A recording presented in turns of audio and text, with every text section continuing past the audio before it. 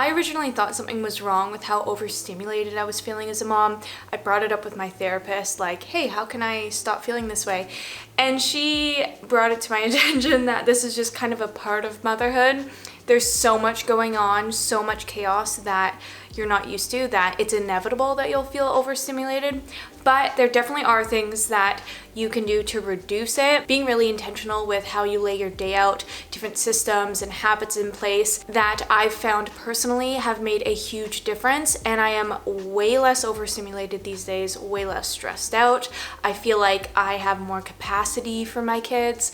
And so I wanted to share with you guys the things that I've done, habits I've changed, the ways I'm reducing that overstimulation, even though you can't really get rid of it completely.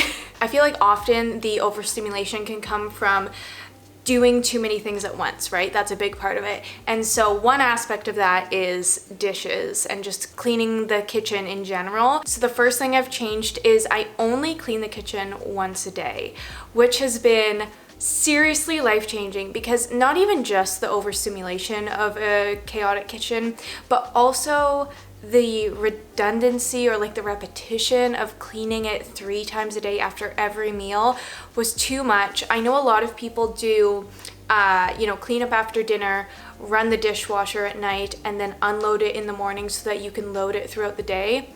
That's too many times of working in the kitchen, cleaning the kitchen. So I do a full clean at night of the kitchen.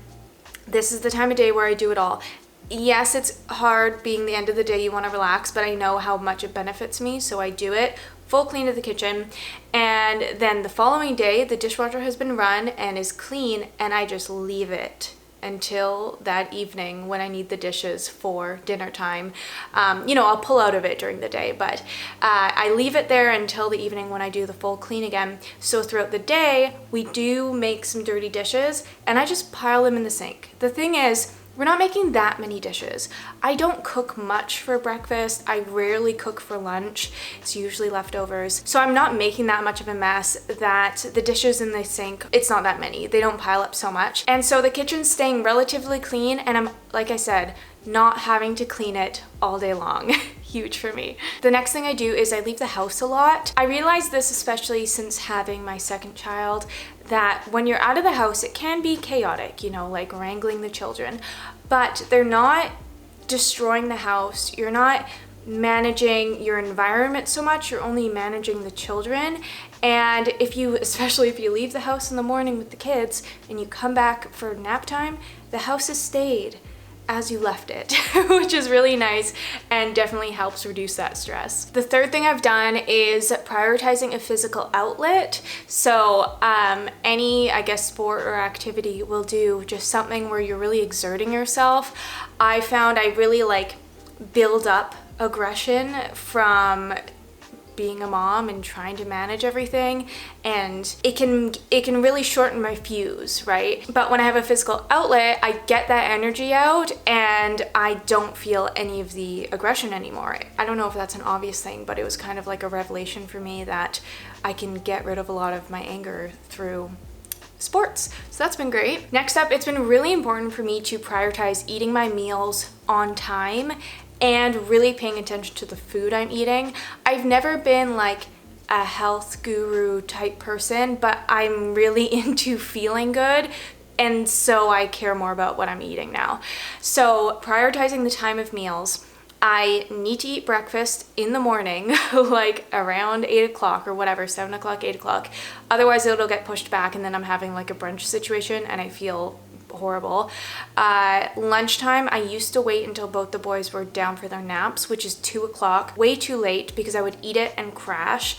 And then dinner time, I usually eat with everyone. I wanted to be able to do other things while the children were eating and at the table and contained. And while that was helpful, I'm way better off eating my meal with them and getting the benefits of the energy. As for the types of food I'm eating, I won't get into specifics, just that I'm really paying attention to foods that fuel my body, real food, because again, if I'm feeling crappy because I ate crappy food, I'm not gonna have the capacity to be the best mom I can be.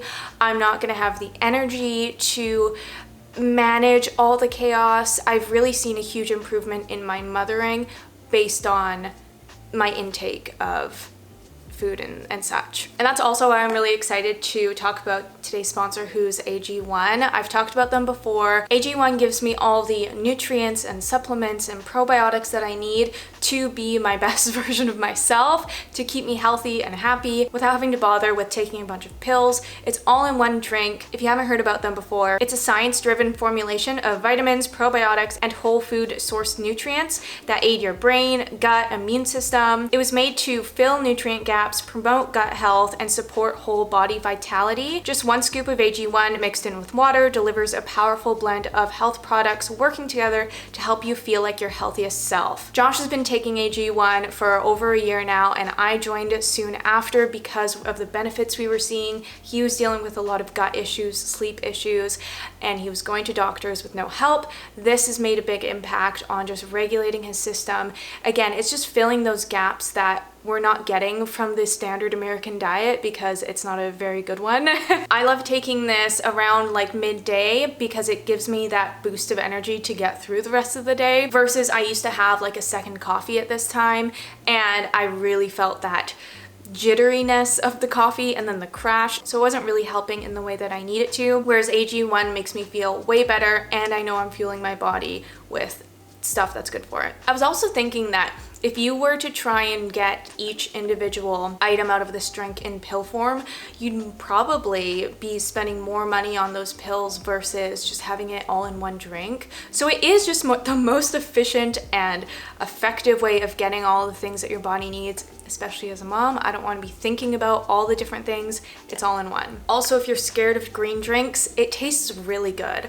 I've had some friends try it who are also scared of green drinks, and they agree it's not what you think it's going to be because it's not a green drink. I think it tastes pretty tropical, and I love adding lemon to it. It takes it to the next level, and I really genuinely look forward to drinking this every day. So if you guys would like to try out AG1 and experience the benefits it has to offer, check out the link in my description. I would really appreciate if you use that link. It helps me out. And with that, you will get a free 1-year supply of their vitamin D drops with K2 and 5 AG1 travel packs, which are very convenient, as you would assume if you're traveling.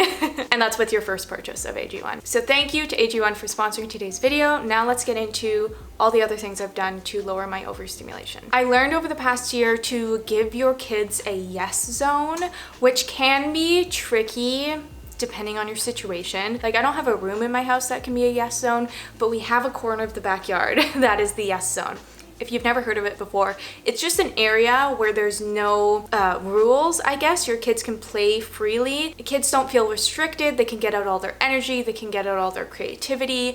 It allows them to have time away from the parents saying no all day, which is a common thing. And we've really benefited from it because I'm not stressing over what they're doing in that corner.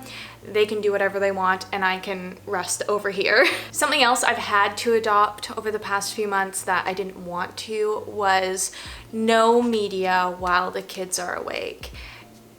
I say that very firmly, not that I'm great about it, but I used to, like, the kids are playing, I'm cleaning, I would listen to podcasts or put a YouTube video on, and it was just too much.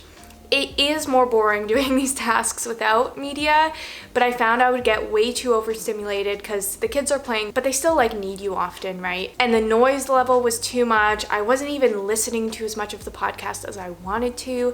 So yeah, I listen to it when the kids are not with me or they're sleeping. I've always been a pretty organized person, but I found that having systems and schedules in place really helps with the overstimulation because it's just less things going on in your brain. So at the start of the week, I sit down with my planner. I have the golden coil one. I love it that it's customizable. And I write down everything that's going on this week, everything I need to do, stuff for each day, our meal plan. And so it's all done at that one time. The rest of the week, I can just look at it and follow it. I don't have to think about it. Anything to reduce the thoughts going in my brain really helps. I've also really been benefiting from getting away one night a week, which I know again can be really hard depending on what your situation is, but I like to be away for dinner time specifically because just dealing with cleaning up dinner 7 days a week is a lot. So it's nice to be gone for that and gone until the kids are down for bed, so that again, I just get a break. I get to reset from the mundane, the repetition, the everything. I'm going rock climbing with my sister and my friends, and it's been really fun, and I come back feeling like a better person. You guys probably already know this about me, but limiting the toys is huge, especially if you live in a smaller space like we do. I try to limit it to 3 to 5 toys out at once. That's for Rook. Finn has a few little things as well, because people have asked about that. But yeah, 3 to 5 toys, so they're easy to clean up at the end of the day. They don't get scattered all over the house, and they get played with more. That's been really huge for me. I've also noticed recently that oftentimes, at least my kids, can be loud and whining and a lot just when they want to be involved, they want your attention. So I've just been incorporating them in the task I'm doing, even if it's not even helpful. Like, I try and do something that isn't necessarily helpful but isn't too destructive. So like, obviously cooking dinner, especially that time of day, they can be really wild. And if I just bring the stool up and they come and help me, whether that's just them eating the food that I'm cutting or whatever it is, just having them there, it's all that they wanted, was just the attention. So that's been really helpful. And the last thing, again, I'm a pretty like organizational type person, is I write down all my to-dos as they pop up in my head as the day's going.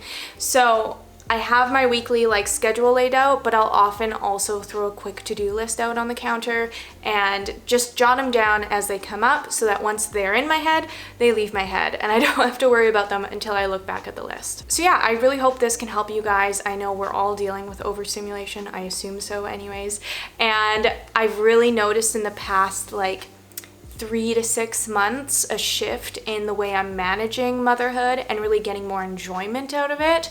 So I hope you can feel the same.